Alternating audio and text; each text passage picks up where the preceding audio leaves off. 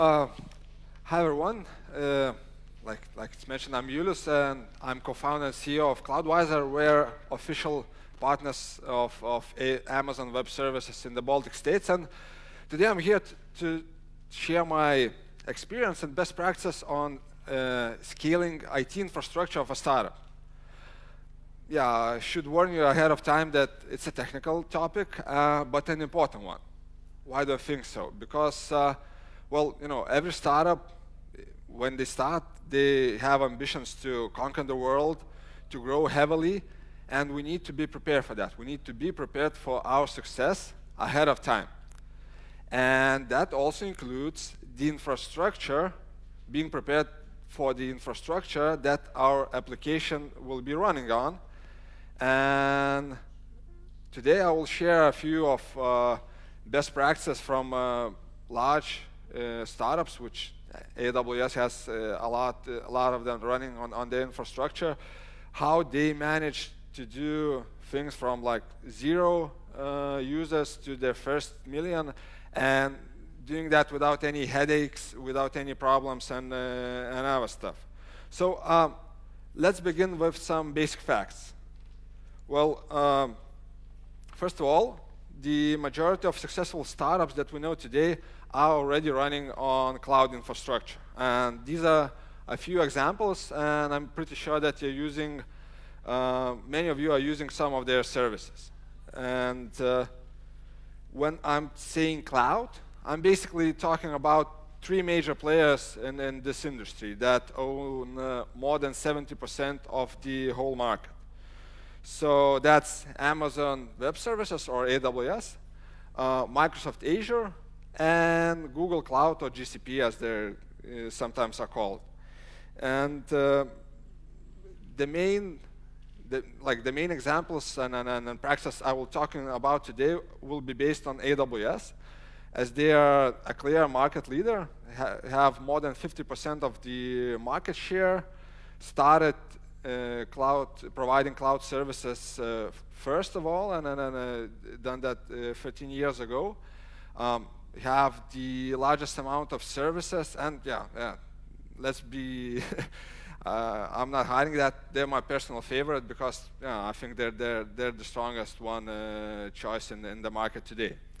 So but everything I will be saying today, all of that is applicable to the rest of the major players. So if you have other favorites, that's okay. You will most probably be able to achieve the same results with them as well. So there are 3 main things that you could get from the major global cloud providers in comparison to some smaller local players or smaller cloud providers that they even operating globally. First of all, we're talking about global presence. Their data centers are spread all over the world, and you can provide your app to any corner of the world instantly. Second thing, managed services. These are services that give you a lot more value than just simple servers. Database as a service, storage as a service, data analytics, machine learning, IoT, you name it. Using these ready-made services helps you save time without the hassle of reinventing the wheel and building them by yourselves. So using cloud lets you focus on scaling and building your business, building your application, not just managing servers. The third thing is elasticity, which basically means that you are using only what you need at that moment, and paying only for what you use. And let me illustrate this with a few graphs from the load of Amazon.com website, which basically led to them creating AWS services, first of all, for themselves, and then starting selling those services to our companies. So here you see that we have a higher demand during the day and a lot lower demand during the night. And basically, if we would be running on like traditional infrastructure, I don't know, yeah, it should be shown, we'll most probably need to have like this amount of resources, which means that we'll be paying for infrastructure which we will not be using and will only utilize only a few hours per day. If we would look at this from a monthly perspective, especially if we're talking about having Black Friday at the end of the month, we'll see even more waste. And major cloud providers have a service which is called auto-scaling that can add extra service to your application when more users are using that and shrink the number of servers and remove them when they are being underutilized and the number of users is going down. So this means you're only paying for what you actually need, which is a major advantage for many startups, as you know, saving money is an issue for everybody, and especially for startups that usually have more important things to do with that money. Okay, and let's now get down to some practical examples of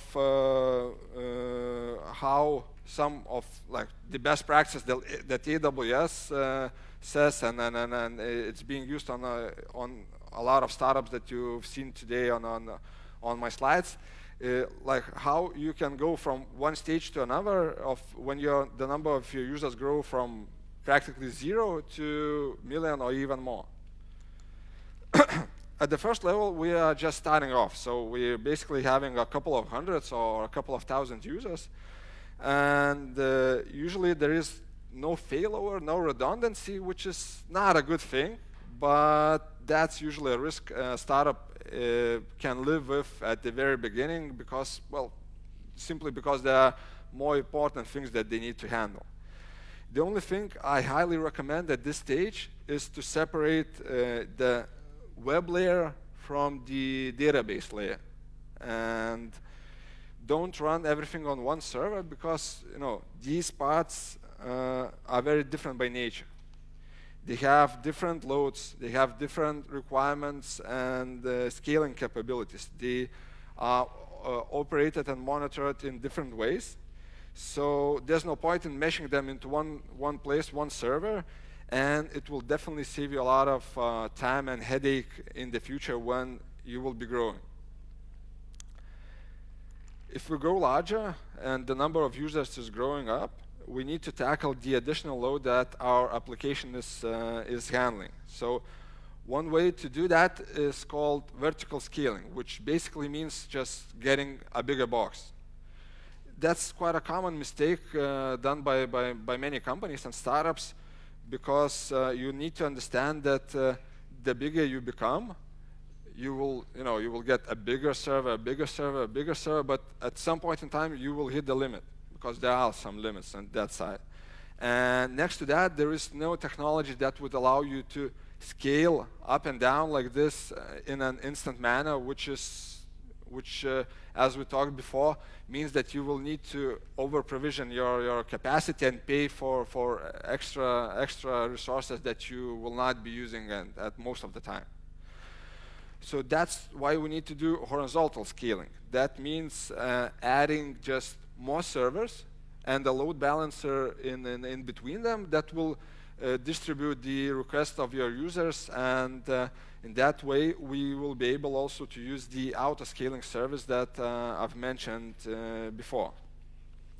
And please note that at this stage we already have redundancy. That means that if one of our web servers or one of our database servers goes down for any reason, we have another one that is running and will take over the jobs. And at this stage, if you're running or will be running on a global cloud provider, please put them into separate availability zones, which basically means into separate data centers, as this is like a standard functionality which comes at no extra cost and adds additional redundancy and reliability. So why not do that? Yeah. As we grow bigger and the number of daily users is growing even larger, we'll need to find more ways we could get some load off the application. So for web layer, that usually means that we will start using First of all, we will need to make our web layer stateless, which basically, like from the technology side, it basically means that we should not be saving any data, permanent data there.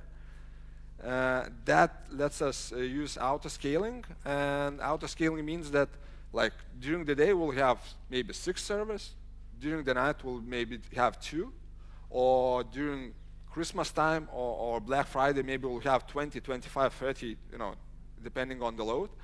And that, first of all, lets you have really higher redundancy. And the second thing, yeah, you're paying only for what you use, and that saves you money.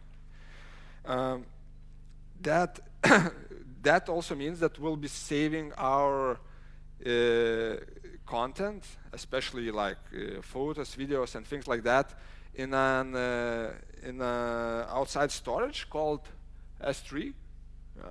It's not WOP.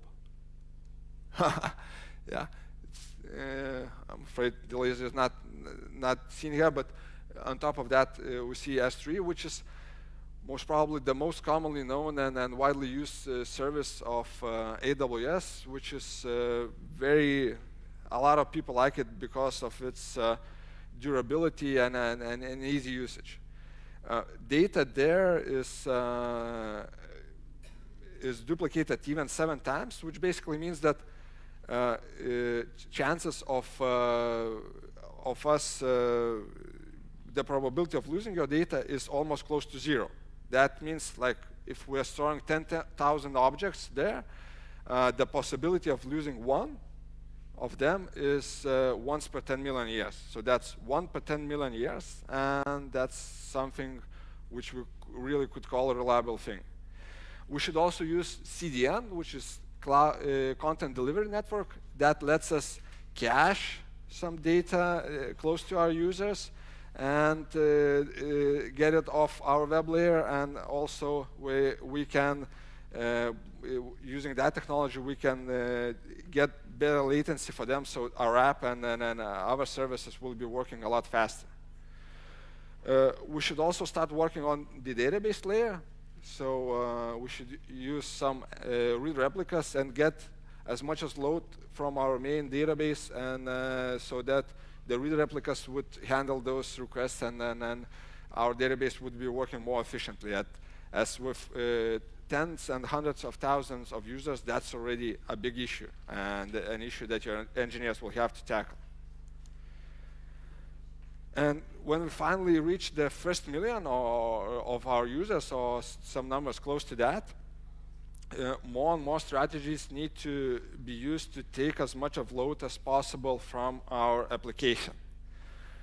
The best way of tackling this challenge is by following a philosophy commonly known under the name of microservices, which basically means separating your application into smaller parts, microservices, and having them independent from one another, but very well interconnected, and be able to scale automatically depending on the load and the need for that very service at that very moment. Here we can make a great use of the managed services that are like a natural part of the cloud. And for example, AWS has around 150, that's 150 managed services, and some of them, as an example, are, let's say, simple queuing services that handles the queuing of tasks and distributes them among the worker group of servers. Simple email services that are responsible for sending billions of emails each day for AWS customers. For example, like if you booked a flight with Ryanair and you got an email, it came from AWS because Ryanair is one of AWS customers, and they're simply using all of their infrastructure for sending emails. That's one of the servers that just taking and using, and not using their application to work on that side, because their application has other more important jobs to do. And for example, simple transcoding service, which basically can render and change your images so that they could be used for in your application or in your website. And there's many and many more, and basically all of these services they can scale automatically, they have high reliability built into them, and you only pay for as much of those services as you use. For example, the number of emails you send, the number of images you render, which usually makes you also save some money. Okay, so as we're running to the end of the time, I would like just to to sum up the main things and the basics of the right way to scale your IT infrastructure as a startup.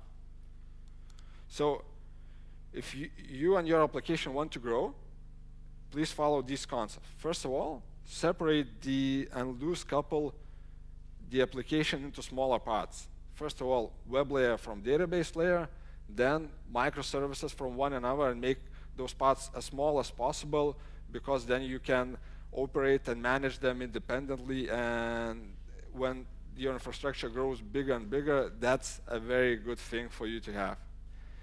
Scale automatically, so use auto-scaling technology for servers or managed services wherever possible. And take off as much as load from your application as you can. So use additional services like S3 storage, CDN, cache, read replica, stateless web, all of those technologies I mentioned today, because you need to have your application doing the most important job, and let other helpful and smaller parts being done automatically and scaled in a redundant way, so you don't have to worry about that. And basically that's it. Yeah, it's a really broad topic to cover in 15 minutes, but if you follow at least the basic steps and then start early using the cloud, which most probably you will, if you grow as a startup, you will be there at some point in time eventually, then you will save some time and headache for you, because when you grow, there's usually no time to make any changes in the infrastructure. You usually have a lot more important things to do. At the end, I would like to mention just one small thing. Together with AWS, we're running, as all of you, or most of you are startups, so together with AWS, we're running a special program for companies like you, which basically covers that AWS could provide some free service credits. We could provide some free consulting to let you grow faster and do the things that we're talking about here. So if you're interested, I left some flyers here. Just please take them or contact me directly if you would like to participate. And well, thank you very much for spending these 20 minutes and listening to this quite technical topic, but I hope it was useful from your side. And if you would like to discuss this further, please reach me out anytime during the conference, or just write me an email or message in LinkedIn. Thank you, and good luck.